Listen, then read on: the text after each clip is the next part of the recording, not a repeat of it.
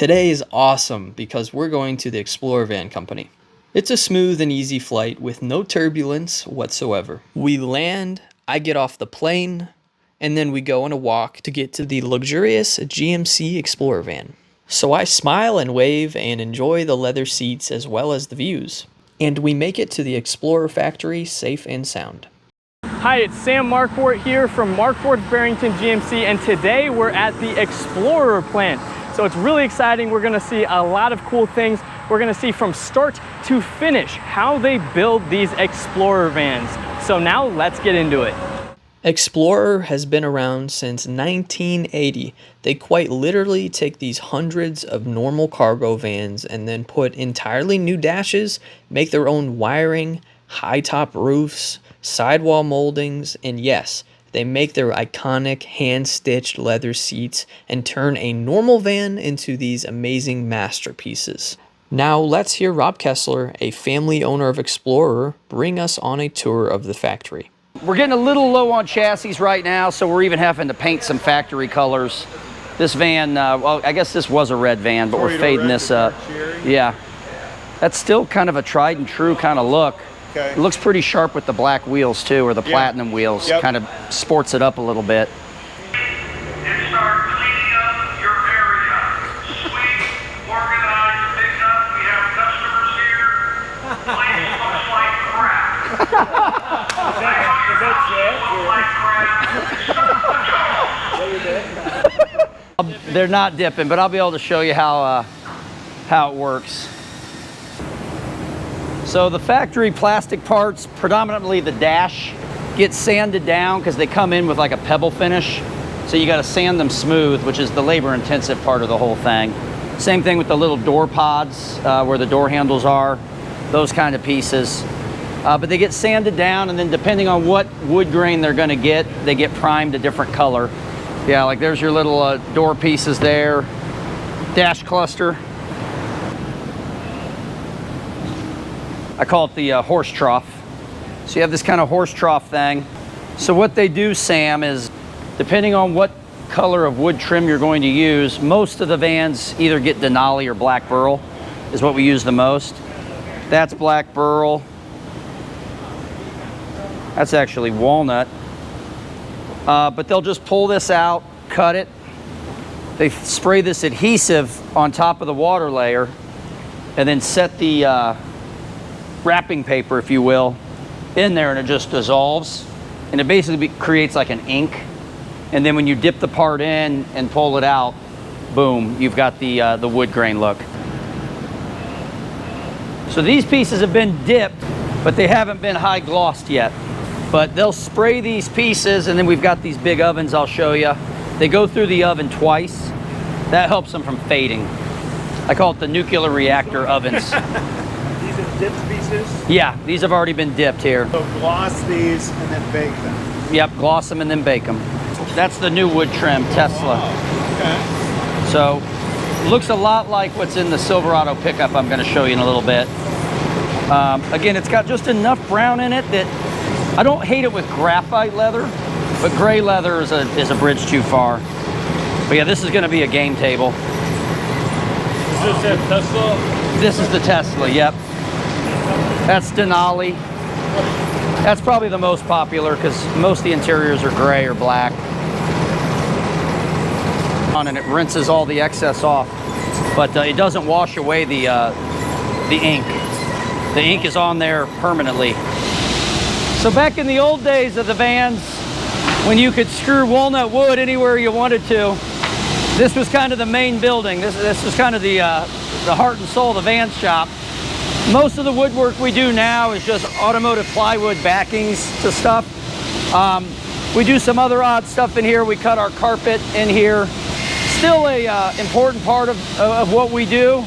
But yeah, I mean, this thing used to run 3 shifts a day, 24 hours a day.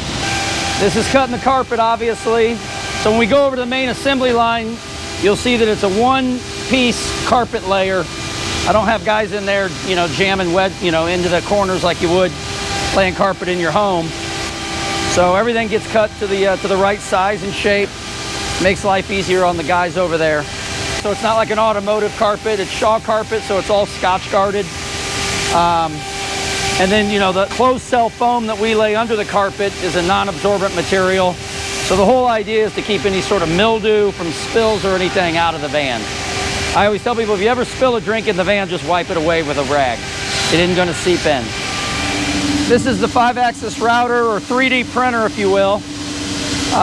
Not using it for anything right now, but anytime we change the design of a wall or a door kit or a center console, we make the original mold on this machine.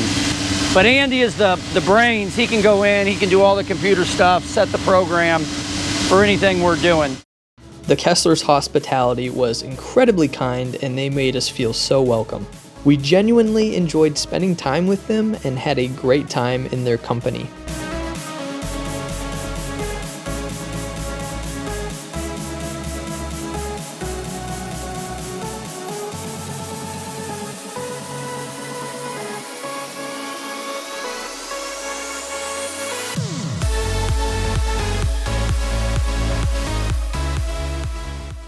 We make the seat frames. Yep. Really, you make these? Yep, we make the seat frames.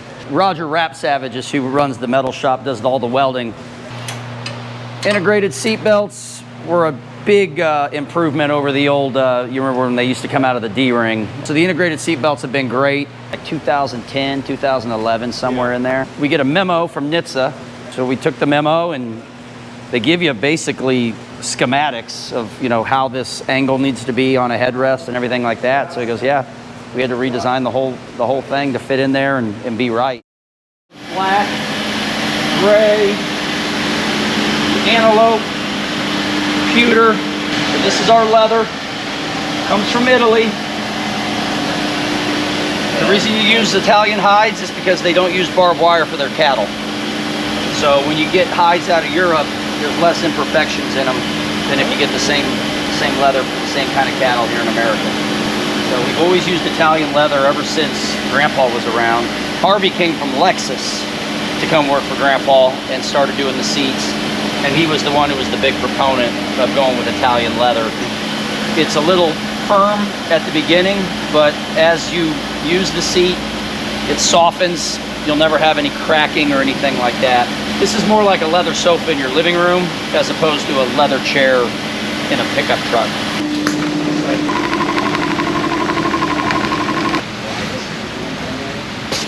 So I've done this a couple of times. This is called Mocha, from same manufacturer.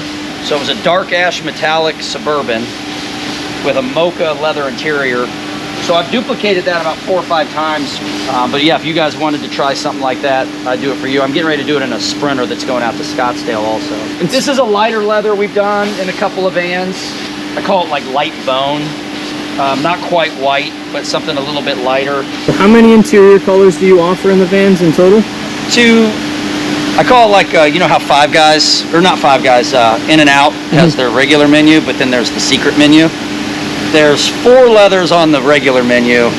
There's endless on the secret menu. If somebody gives me something they're looking for,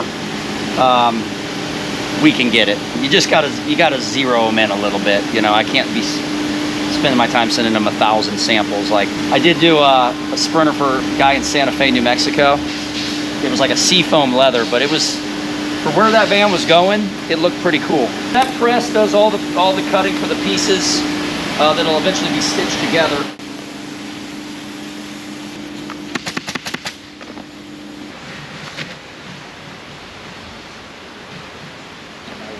How good he was. I'll never forget it. He just on the sit. This is where the Vista cruiser glass goes on.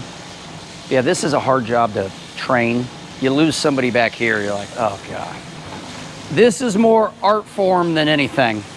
You can't have too much glue, you can't have too little glue. You'll see when we go to the main assembly line, we water test every van. The Vista glass helps sell the van. 18 to 24 hours, so yeah, that's what time the glass went in. So they won't move between now and then. So the main thing to know about roof modification is, again, NHTSA has all this in writing on what the limitations and guidelines are. So you'll notice we don't cut forward of the B pillar. So that's why the headroom is the same in a high top as it is a low top for the driver and passenger. We can't cut past this rear pillar, which is why you have that little bulkhead, you know, where the speakers and the air vents shoot over. But everything we do cut off is essentially just sheet metal. And then we keep in place what they refer to as the halo, which is the actual safety structural support. Easiest way to describe it to a customer is if you took a low top van, got a ladder and climbed on the roof, you would see the roof sinking in. If I put my fiberglass top on there, you could jump up and down and you wouldn't see anything. It actually rates out better in a crash test for rollover and crush test with my fiberglass top than the factory roof does. But in the old days, it was like, yeah, crash test dummies, and we'd send a van out and never see it again. Now it's all computerized. They can basically take a van, do all the testing on it, and not harm the vehicle at all. Just the computer can read with the pressure and this and that, so you don't total out a van to go get the testing done. This is 4x4 land. Hey, James, give us an education. Tell these guys what you do. This is Marquardt GMC. You just finished their van for them. Raise it up higher, that way you can get a better look at it. I eliminate all this right here, the spring, the lower control arm, this cross member, and I do a little bit of trimming on the frame itself because I put a whole different front cross member in that holds the differential. And then when I put it back together, we can't reuse these. So I go from a coil spring suspension to a torsion bar. I eliminate this rear cross member, and I have to go inside the transmission to change the tail shaft so it'll accommodate the transfer case. And then, you know, we have our own cross member we put in. That way it works for the keys, for the torsion bars. And then I send them to Action Machine out of South Bend, and they shorten them and re-weld them, balance them, and they put a different yoke on it. Because the shafts that are in the vans now have a male end yoke, and we go from a male to a female where it slides over the shaft in the transfer case. They make the front dry shafts from scratch. Well, like I said, I started this one about 45 minutes ago, and probably about 2 o'clock tomorrow, it'll be rolling out that door, done. Okay. That's awesome. How many of these vans total have you done so far? 4-wheel drive? Got everything wrote down. I quit counting at 1,000. Oh my goodness, that's incredible. I've been doing this since 17. Wow. Middle of 17 is when I started, and I've been doing it ever since. Yeah. We'll keep selling them for you. Yeah. Keep me in business. Oh, it's incredible too that you use most of the components are all GM parts. Yeah. It's really incredible. The only thing that they can't buy off the shelf are the CV shafts. We have those custom made for this van. We always have them on hand, that way whenever, you know, something happens and they need to replace one, they just give us a call and we send it out. The normal warranty, I think, is 3 year, 36,000 mile is what the Explorer offers, I guess. Okay, yeah, and actually I know the Fidelity warranty company, they even do an extended warranty, which is really neat. Yeah, that's real good. If a warranty company wants to back it up, Yeah. I mean, that's saying something to your work. Because once the van's done, I go back over it. You know, I'm real particular on how I do things. Because I wouldn't want a van that I worked on going down the highway and something breaking and somebody getting hurt. Something I did. You know, I think about that every day. It's like, so I take my time. You know, I do it quick, but I take my time, and I'm real picky on how I do it. Because I don't like anybody else saying, hey, I'll give you hands. Like, no, you won't. Because I'd rather do it myself, that way I know it's done and done right. Because when I first started, it'd take me like 4 days to do one. Like I tell everybody, I'm the laziest person around. If there's an easy way to do it, I'll figure it out. And on these, I figured it out. A lot of work, but it's not bad. Yeah, so dual exhaust really caught fire, you know, in the last few years, and we used to outsource it and have a company in town do it. Now we bought the machinery. We're getting these galvanized pipes right here, and we're really doing probably 3 or 4 a day on the assembly line. Probably 90% of the GM vans we do have dual exhaust, like the one on the lift right there, coming out the back. So we start doing ourselves, but we can knock this out in 30 minutes. I mean, you put those pipes down there, it turns them into bent metal like over there, exactly the way you want. We can knock out 4 dual exhausts in probably 30 minutes. Wow. So it doesn't take us long to do nowadays. That's awesome. A lot better than driving a van 5 miles down the road, having it sit there for 2 or 3 days, and then come back. So try to make it speedier and more cost efficient. Yeah, all that's done in-house. It's a lot of wire. Yeah, there's some wasted components that we don't use anymore that we're still attaching and some things like that, just to make it easier. Doesn't change anything here, but for you guys at the dealership to go in, it should streamline the wiring situation a lot better. Do you ever feel that way when you're getting your hair cut? That I wish the barber wasn't talking so much, because I can't do 2 things at one time. Or the dentist, just jabbering away with a drill in your mouth. Like, don't you need to concentrate? He's trying to distract you from the pain. So yeah, bumpers and everything, but we'll start down at the end, Sam. It's always, I like to go chronologically. This is the beginning, yep. So that building we were in down there where they were putting on the power boards and had the seat pedestals in, they come up here from there. First thing is wheels and tires. So we've got a road balancing machine, so all the wheels and tires get balanced before the van rolls out of here. Now that's a regular Ford wheel and tire. Ford trail wheel and tire. The Michelin we use on the GM vans. For years we were just begging Michelin to come up with a 20-inch tire that was load rated for the van. I know it looks bigger, not on the van somehow. This top's already been put down. We use what's called a reverse flange technique. Okay. So he's putting about 60 reverse screws in this to pull it tight. But what really keeps the roof on the van is the Sikaflex, the adhesive that you put down. It's what they use on airplane wings and things like that. That's really what holds it. So if you get a van, and we see them from time to time, not daily, but about once a week, a used van or something that some valet has crashed into a parking garage or something, the fiberglass top will be destroyed. The TV will have been banged out, hanging down, but the top never moves. You know, you can screw up fiberglass, you can bang it up, but the top never moves. Years ago, prior to my time, we actually had a company come out and do a demonstration where they picked the van up with the high top and just hung it there for a day, just to see what would happen. And nothing happened. Wow. Yeah. Glass went in yesterday morning at 8:48, so it's set. It's ready to go. So that machine will pick it up and just set it on there. And the way that roof is shaped, there is no way to get it off kilter. Like, it will only sit on there one way. Here's my lift truck, Dan. It looks pretty beastly. But yeah, power boards.